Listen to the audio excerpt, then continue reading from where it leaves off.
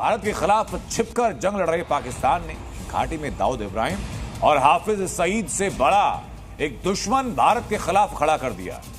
पाकिस्तान की गहरी साजिश के तार भारतीय सेना पर हमले से जुड़े हैं और इसके लिए जम्मू कश्मीर के लोकल नेटवर्क को एक्टिव कर दिया गया। भारत का दुश्मन नंबर 1 दाऊद इब्राहिम, वो भगोड़ा डॉन जिसने भारत में रहकर भारत की रोटी खाकर भारत को खून से रंगा। 1993 मुंबई बम ब्लास्ट का गुनहगार दाऊद इब्राहिम हमले के बाद से पाकिस्तान में छिपकर बैठा। दूसरा सबसे बड़ा दुश्मन हाफिज सईद, जिसने 26/11 मुंबई हमले को अंजाम दिया। और इन दोनों से बड़ा तीसरा आतंकी आदिल रहमानी, जो पाकिस्तानी सेना का एक बड़ा कमांडर। आदिल रहमानी ने जम्मू में पिछले कई बड़े आतंकी हमले किए। आदिल रहमानी पाकिस्तानी सेना के तैयार किए हुए कमांडों के जरिए हमला करा रहा। आदिल रहमानी के निशाने पर भारतीय सेना के जवान हैं और इसीलिए आदिल रहमानी को दोनों से खूंखार समझा जा रहा है। सूत्र बता रहे हैं कि जानकारी के मुताबिक पाकिस्तान में इन हमलों के लिए ट्रेंड कमांडो की 3 बटालियन को तैयार किया गया, जो घाटी में दहशत की तैयारी में है। एक रिपोर्ट था। भारत को दहलाने की साजिश में पाकिस्तान रोज नए हथकंडे अपना रहा है। कभी डॉन दाऊद इब्राहिम का सहारा लिया तो कभी आतंकी हाफिज सईद का।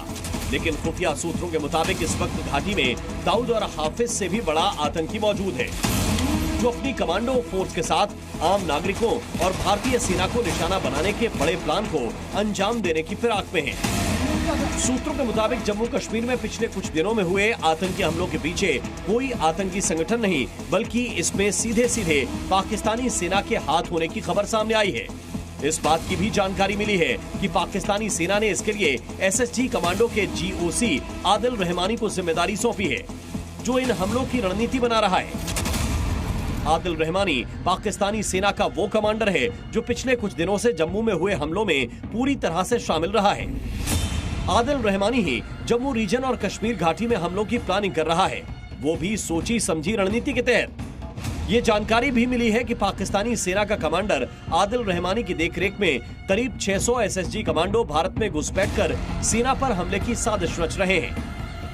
इनमें से कई पाकिस्तानी कमांडो यहां दाखिल हो चुके हैं, जबकि कुछ घुसपैठ के इंतजार में तैयार बैठे हैं। बताया जा रहा है कि इन सभी कमांडो को पूरी तरह से हमले की ट्रेनिंग भी दी गई है।